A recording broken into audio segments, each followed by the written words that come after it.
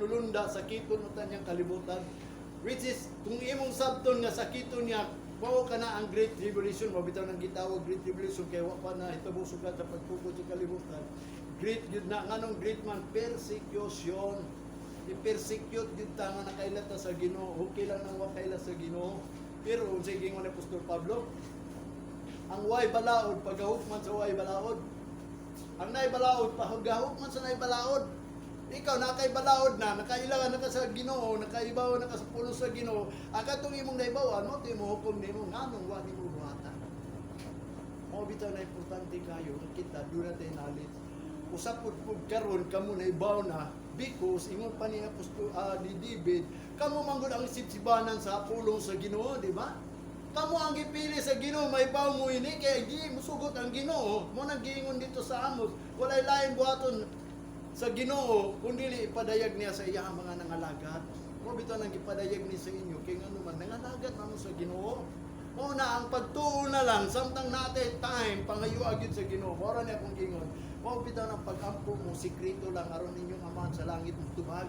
Ayaw mo pakita-kita diya nga nag-ampo mo dili na tinuod. Ayaw mo pakita diya hingit mo magsimba mo kay dili na tinuod. Ang gingon sa Ginoo, humble yourself. Kung sila makadungog, okay lang. Ang importante nga ikaw anaagit sa tubangon sa Ginoo. Nga ikaw makatuman jud ka sa sugo sa Ginoo. Kay mo na hinungdan ang mga Hudiyo adunay sala tulo ka buok. Ano man, wala nila tuhuwi ang adlaw sa Ginoo. Wala nila tahura ba?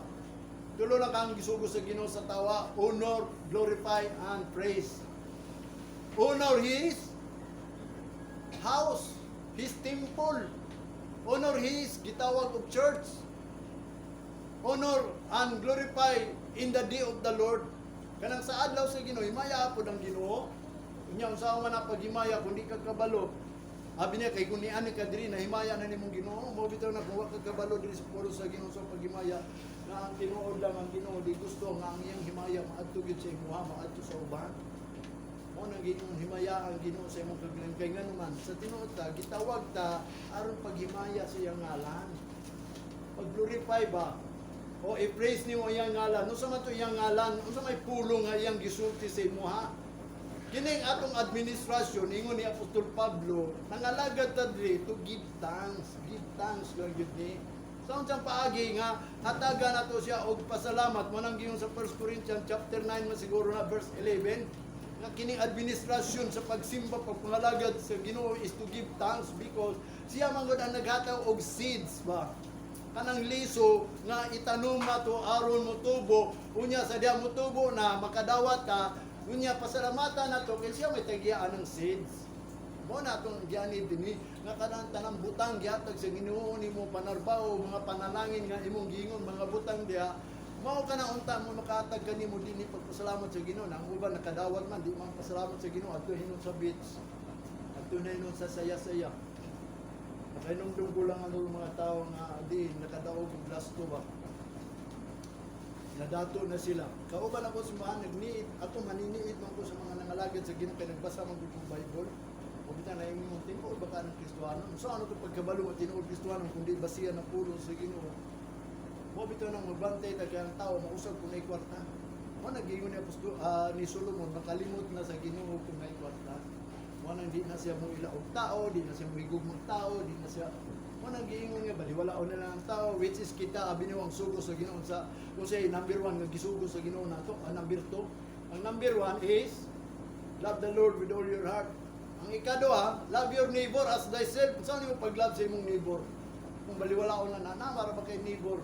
Kanang neighbor nimo nag-after mo po na nagtan-aw mo po na niya kung iya ka sa Ginoo o nagusto sa Ginoo nga din higugmaan na kay nagtan-aw na nimo kay ikaw may alagad sa Ginoo kay usahay mo sulay na siya mo bitaw nang naay pulong gingon ni Jesus Christ pagbantay mo nga dili ikaw maka-open sa imong silingan kay ngano man ingon ni Jesus Christ alao to kanunay kaniya ang open nga naa kaniya ang kanang ikaw gani ang hinungdan ikaw. Unang gingon alaod daw to ingon pa ni Jesus Christ although ana ko na natag ninyo nga bersikulo pero naa na dili ako nabasahan. Alaod tong tao nga kanunay kanimo ang open. Mo na gitawag og spirit of discord ba. Abomination na sa Ginoo nga ikaw hanungdan kanunay nga maglalis sa sulod sa balay, Mo nang hinungdan nga way kalinaw ang panimalay sa Kristohanon because wa man sila matudloy nga di magbantay ta ng discord spirit. Nga di kanunay lang ka maghimo ko Kristohanon ka nga ikaw mo ay nakahinungdan nga sila nag-away. Ikaw hinungdan nga nagkagubot ang inyong gipuyo, ikaw hinungdan mo bitaw na nga kung ikaw iya sa Ginoo, ang tudlo sa Ginoo bisag kaaway na higugmaan na lang. Kundi man nimo nakaaway higugmaan lang gyapon. Kay nga naman mo nang ikaduha sugo sa Ginoo. The great commandment dili the great commission na wa gyud great commission sa Ginoo. Walay gi commission sa inyo sa Ginoo. Do na gi great niya commandment sa tuwa. Ingon pa sa mga pastor do na great commission. So great commission sa Ginoo kanang pagwali dili na great commission sa Ginoo. Great commandment ang Ginoo giingon niya nga din higugma ang Ginoo sa tubok mong kalag kusog kasikasog gunahuna. O ang imong silingan sama sa pagigugma sa imong kaugalingon. Kay matod pa niya kung matuman nimo ning duha ka pulong sa Ginoo, kagisugon niya imo nang natuman ang tanan mga pulong kay nakahang daw diha. Kay usaw pa man nimo pag-away, usaw pa pag nimo malisyoso ka, na kay pagmalis, na kay pagdumot. Kung nahigugma lang kanila, wala na, di ba? Ang problema na kay pagdumot, kung di ka pa may gugma nila. Once nga di ka gani may gugma sa ato pa, nagdumot yung ka. Mo nag-iingon sa Ginoo ba, no one can serve two master, God and Mammon. Whether you love the one and hate the others, di gila pwede magdungan. Naagyo kay dumtan, na kay higugmaon, na kay higugmaon, naagyo kay dili dumtan. Dili gyud nimo dumtan, sa kay gihugma man nimo siya. Mo bito na importante nga kita gayon. Doon na knowledge sa Ginoo, kaya ang people sa Ginoo ma-destroy because lack of knowledge. Mo na bantayanan nato. Mo na yang gingon dinhi. Gadiin kita maningkamot jud ta. Gadin ang Ginoo sa iyang pagbalik masilyuhan ta. Kay kun di ta masilyuhan, mo bitan ang ilain kita sa Ginoo. Doon na rabay gingon dito nga matod pa niya. Sa Revelation chapter 2 verse 4, ingon pa niya, nevertheless, I have somewhat against thee, because thou hast left thy first love. Wanang gingon nga ang ikasumbong lang yun sa Ginoo sa mga tao ba nangalagad karon. Ang revelation angay na nato ning sabto niya. Kay kining revelation, once gani gingon gitawag rebel, may tabog yun kay revelation gyud ni. Ang nag-rebel ini ngadto ka John D. Bilab nga ang nagsulat sa revelation nga gikan gayud sa manulunda, gikan jud sa Ginoo nga igipakita sa iya ngadto sa dapit sa Patmos nga din. Atong Patmos usa to ka lugar sa Israel nga din mga masakiton naa dito. Ang mga masakiton kay ni si John D. Bilab mao ni katong anak usa sa disipulo nga din katong giingnan ni Jesus Christ. Anak, tanaway mong inahan. Inahan, tanaway mong anak mo to si John D. Bilab nga igsuo ni Jesus Christ sa unod. O mato yung gingon dito sa kay nahitabo man kan John D. Bilab nga gidungtan siya sa lugar. So therefore kay wa man sila kita og kanang persecute sa iya nga ikulong siya, ang ilalang gihimo aron di na magwali dalon na lang siya sa Patmos. Iipon siya dito sa mga sanglahon. Kaning sangla nga sakit at una makatakod na ugwa na kaayuhan kung bagat pa sa ato ang cancer. Dito siya sa Patmos, mo ninungdan dito siya sa lugar sa langob din. Nagpuyo siya dito bisag na ang mga kauban. Nya wa siya sangla, unya ang mga kauban niya nga naay sangla. Sa history lang ako nakita na sa video. Naglikay sa iya pero siya wa naglikay. Kung naay mo doon siya okay lang. Dito natuog siya dito. Nagpakita sa mga damgo, mo ni ang gireveal sa iya. Gireveal sa Ginoo, the last book of the Bible is Revelation. Mo ni ang mahitabo gyud sa ato nga mo na iyang giingon, aduna daw moabot panahon nga gikasumbong sa Ginoo sa mga Kristiyanon kay mo bitan ang inungdan mahimot ang abomination that make it desolation ng katibulag tungod kay dagay nang alagad nga mao ni iyang gibati. Ingon pa niya, nevertheless I have somewhat against thee, because thou hast left thy first love. Mga tao nangalagad sa Ginoo, wala na ang first love. Kamu na ba mo first love sa Ginoo? Ano ato pa man, atong una, pagkadawat na to, pag-speaker siguro sa pulo sa Ginoo, kritigin, ganahan ta. Pero karon, Nawala na ang first love ingon sa Revelation. Mawala gyud ang first love sa tao.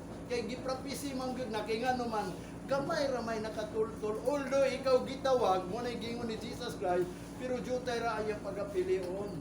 Nganong majutay ra man bisag tanang tao mahimong Kristohanon because of the prophecy nga diin nangalagad sila walay first love.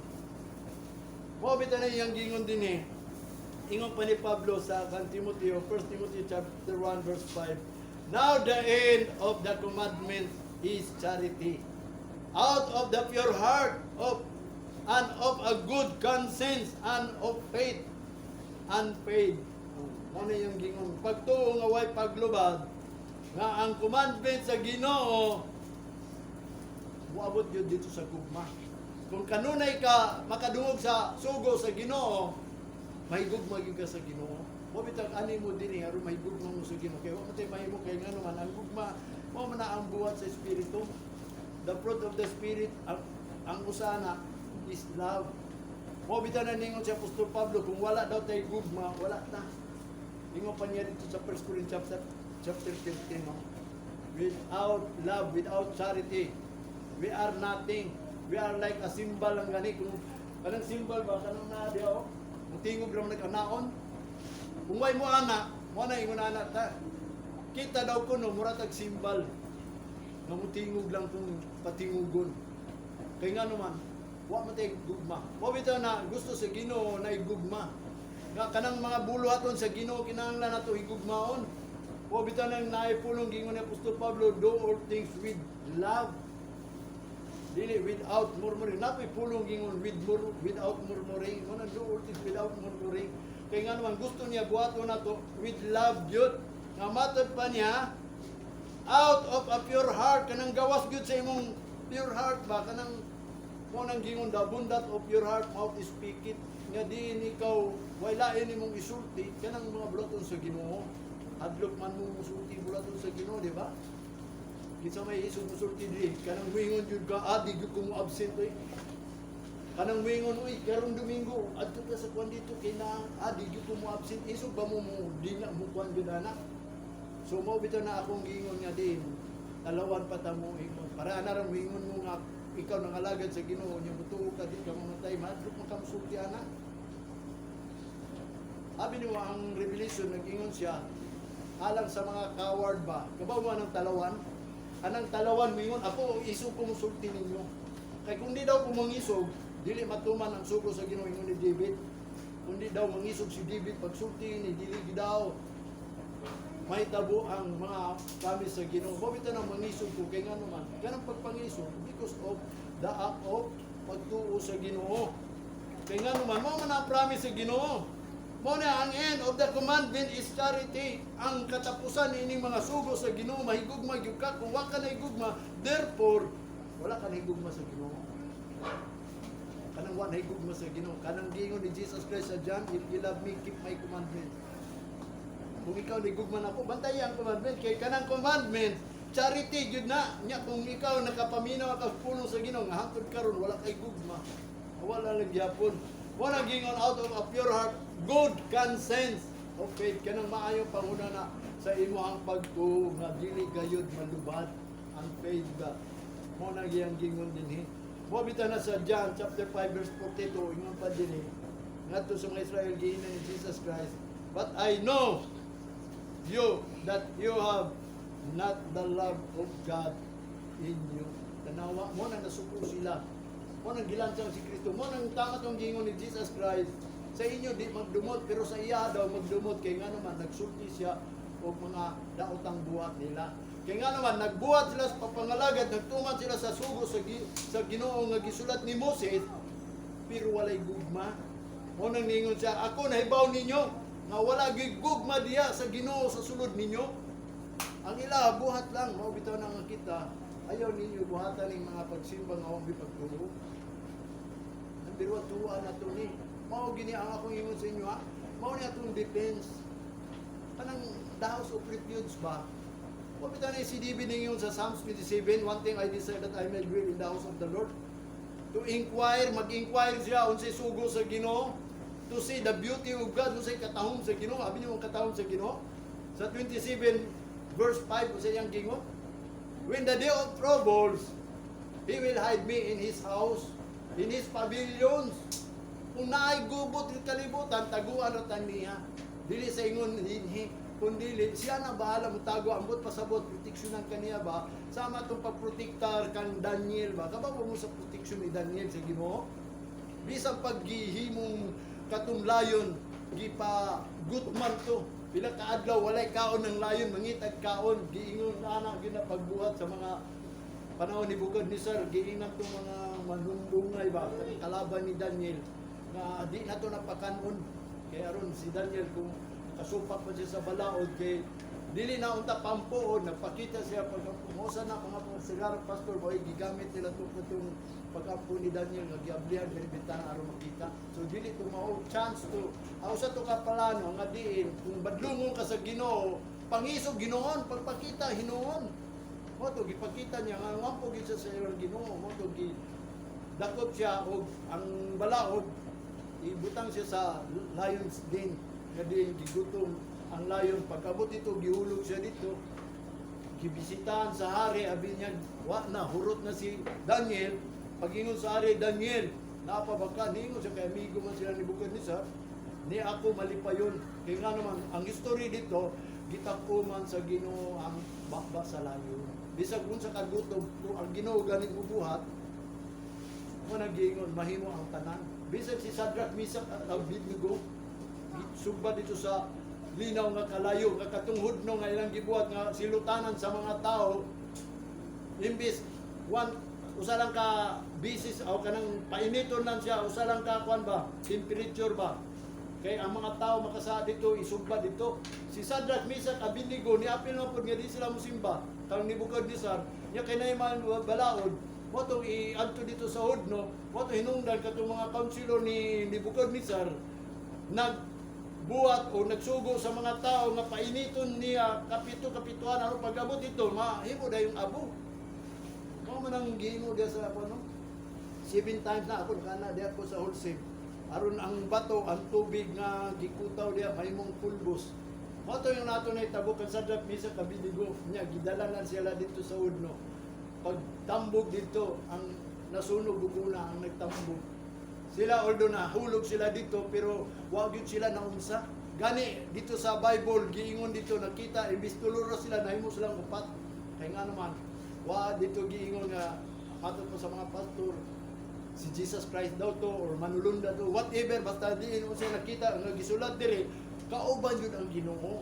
Mo bitaw na kumingon ninyo kita karon naa ta sa Ginoo ayo mo kadlok kay ang Bible nag-ingon jud nga diin libo ka manulunda nagalibot ining balayan ni bisig ngunini lang ni kay nga naman ang tuyo mo sa Ginoo ang pulong nga imong masabtan ba.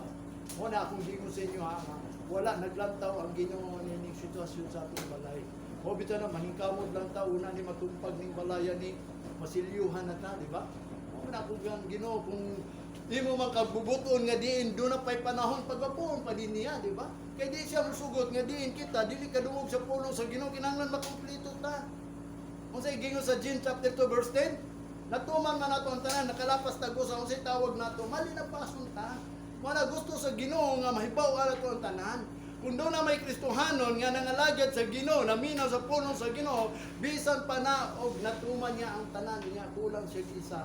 Ang gingon dito sa James ni disciple ni Jesus Christ, gingon gyud daw ni Jesus Christ, natuman nimo ang siyang kabuk na pakyas ka sa usama, linapason ang tawag ang kwenta sa Ginoo diha balinapaso na.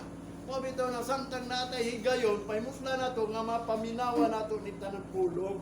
Kay nga naman kita gud ang sipsibanan ni hining o kita ang karnero ni hining pulong nga musibsib ta nga mudawat yun ta nga makumpleto kita nga mahimot ang tapos. O bitaw nang niingon siya sa Colos o Philippians 1:6, being confident of these very things, be complete until the coming of Jesus Christ. Kinahanglan makumpleto ta. Mo na nga importante nga din kita adunay pulo sa Ginoo. Ang number 1 gyud ya love. Mo na yang gingon dinhi. Kinahanglan mahigugma kita. Nga naman kay ang gugma giprapisi na ni Jesus Christ mawala. Mo na magbantay ta. Ang Matthew chapter 24 verse 12. And because of the iniquity shall abound, the love of many shall wax cold. Usa na ka sign. O bitaw na paningkamuti gyud ninyo mawala inyong dili mawala ang gugma ninyo. Nga naman kay ang Ginoo gayod nagprophecy na daan. O bitaw na kung kita makabasa ana usa matong buhaton pangayoon nato nga ang Ginoo yatag ning gugma nato. Tagaan ta og first love kay nga naman ang gikasumbong sa Revelation na lip lang daw ang first love. Nangalagad ta pero why first love? Nabiyaan ang first love ba? Bisag pag niani ka din ninyo waday kay gugma mo nang kinahanglan mo higugma gyud ka sa Ginoo. Imong gilip ang first love. Mo bitaw na importante nga din ang love gyud nga gikuan gyud sa Ginoo gihatag nato. Anang gugma magpabili na. Kay nga naman adunay kato akong gingon sa inyo dunay mystery kanang love mawala ginaayaw mo pagsalig nga diin ikaw naigugma sa Ginoo mo ang panahon mawala na kay nga naman mo bitaw tong iyang gingon ang mulaw to sa walay katapusan maoray maluwas ha katong di kalahutay because ang love nila nabugnaw nganong nabugnaw man because of the iniquity. Matod pa nakoy kay istorya kumanghod gikan sa Manila bagapon. Istoryahan na mi akong giwalian siya ko. Tama ko YouTube dia paminaw kay akong ginong pagsimba ko. Ngano man kay siya kuno gikuanan sa iyong silingan ba. Giaway na gyud siya, pangitaan siya mga sayop tanan. Ako ginan mao na gina. Kay ang panahon nato nagkadaotan na. Mo nang gingon ang iniquity naglibot na. Manang gingon nga kung samtang napakahigayon pangita gyud sa mga kung asa magumagita pariya ra ba tanan kung pangita ginang pulong sa Ginoo kung may mo paminaw usa sa YouTube namang piwali dia mo to sige ang siya mo bitaw nang nuod yun ang kiniadtong kalibutan ng kadautan ng kay bisan ng tao gani pangita nagpamaagi bisag wa kay sala pangitaan jud kag pamaagi nga naman gituyo na sa Ginoo kay ang usa ka misteryo o ministro at anang misteryoso nga mga mahitagog dili ang tao dili na mahigugmas sa maturuan mo na ibantayan ng imo atong basahon ning Thessalonians sa kato akong gingon sa inyo 2 Thessalonians dili gini nato mawala ba kay mao gini gingon sa propeta o sa apostol ug ingon pa niya diri sa 2 Thessalonians chapter 2 verse 1 ugsugod ta sa 1 hangtod sa 3. Now we beseech you brethren by the coming of our Lord Jesus Christ and by our gathering together unto him that we be not soon shaken in mind or in trouble neither by spirit nor by word nor by letter as from us as that the day of Christ is at hand. Let no man deceive you by any means, for that day shall not come, except there come falling away first, and the man of sin be revealed, and the son of perdition, who opposite and exalted himself above all that is called God, or that is worshipped, so that he is God, seated on the temple of God, showing himself that he is God. Na utungha gyud ning falling away kanang man of kanang gitawag og i-reveal yun ni man of perdition, son of perdition, mga anak sa mga malaglag. Gusto mo may bawal kung kinsay malaglag kay giprapisi man ni sa Ginoo pero ayaw mo pagka kaadlok kay kini may tabo gyud na kay mutungha man gud na gitawag og a son of perdition, man of rebel, o kanang falling away, man of falling away, doon naging pagkataga. Bobitaw na nga iyang gingon din magbantay ta. Kanang iyang gingon, kanang perdition, sa verse 10, ingon pa niya din padayon na to ha.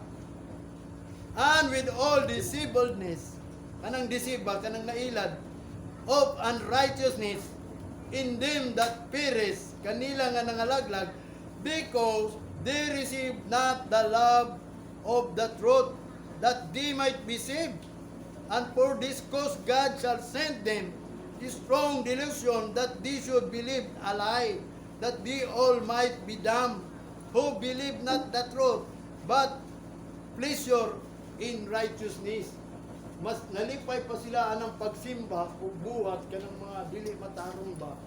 Nga kay siyempre, kung waka kabaw sa righteousness, seeking first good ng righteousness.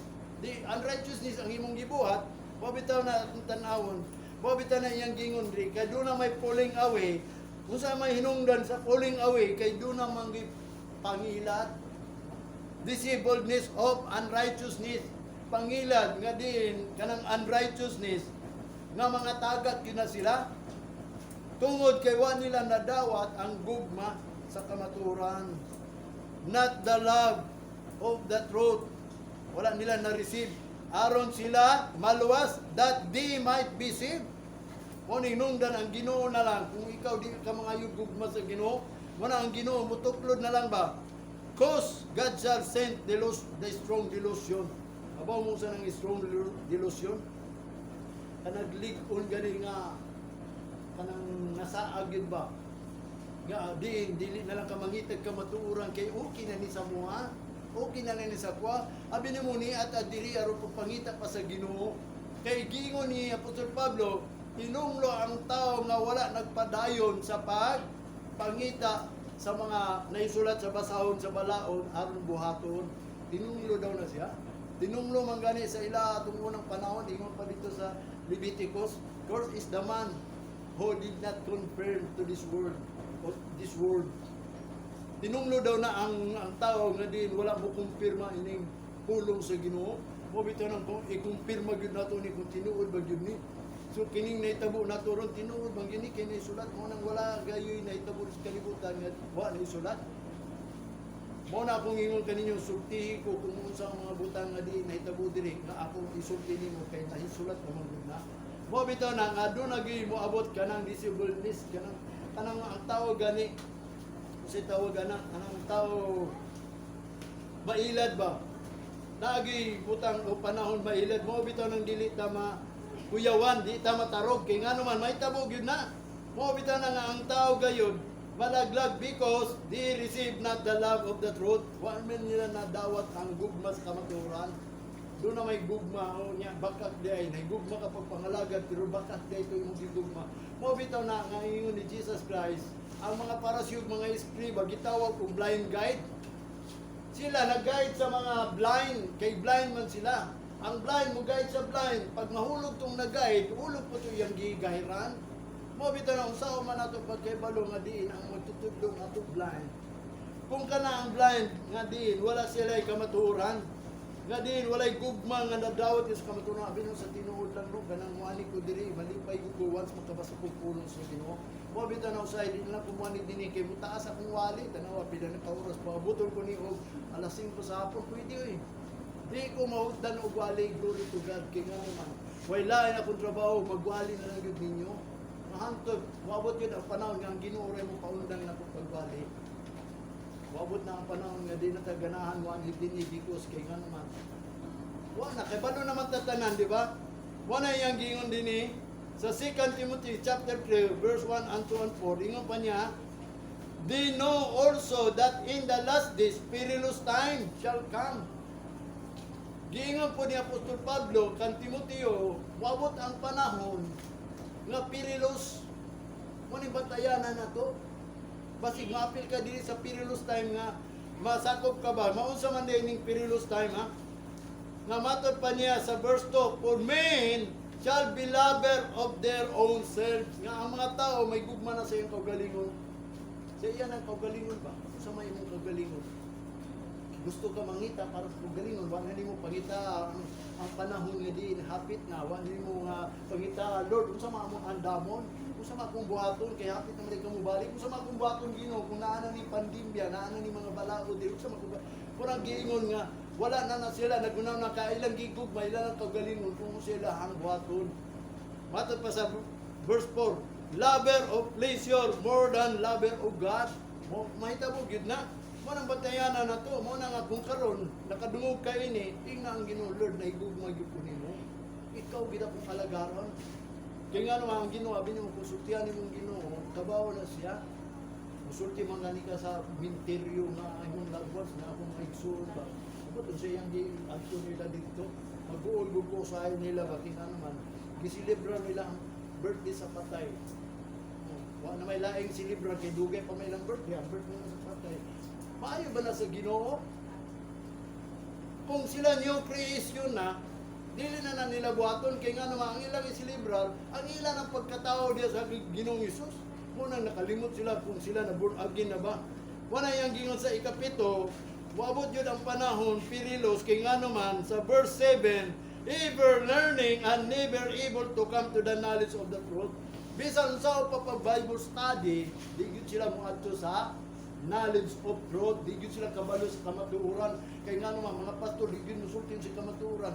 Unsay tinuod nga pagsimba? Unsa man ato ang buhaton di sa simbahan? Unsa magyud tinuod? Muawit lang ta, mukanta lang ta. O bitaw ni kini atong gibuhat karon kani akong gisulti sa inyo kanang natay offering. Kanang offering office. Pan man na, ordinance man na sa Ginoo. Naisulat gyud na sa Bible. Kanong ni Anita dili nagdala ta kay kanang imuhang gusto man gud sa Ginoo kanang naay action ba? Naay buhat ba? Dili pwede nang gitawag og kanang ni ani ka dinhi igo lang mo nang giingon sa Ginoo ni Jesus Christ sa mga pariseo mga eskriba. They draw near to me with their lips and mouth, but their heart is far from me. Kaya nga naman, ang ilang kasing-kasing, walay gibuhat. Kaya wa may naibawan, wa may nasulti sa ilaha nga diin, with a pure heart, unsa ang paghigugma sa Ginoo, nga dapat naamang kitay bulaton niya sa Ginoo, bilang pakita, nga tinuod bagyudatan ng pasalamat, para na ron, unsa may mong ipasalamatan. Kung nagpasalamat ka ang Ginoo nag-supply nimo, dunay gitudlo ni Apostol Pablo kanang supply nimo nga gihatag sa Ginoo, ingon pa niya makahatag nagdaghang pasalamat sa Ginoo. Unya kay wa man nagpasalamat, mo bitaw na nga din dunay ordinance sila dito, sa diya mohatag gani kag pasalamat sa Ginoo.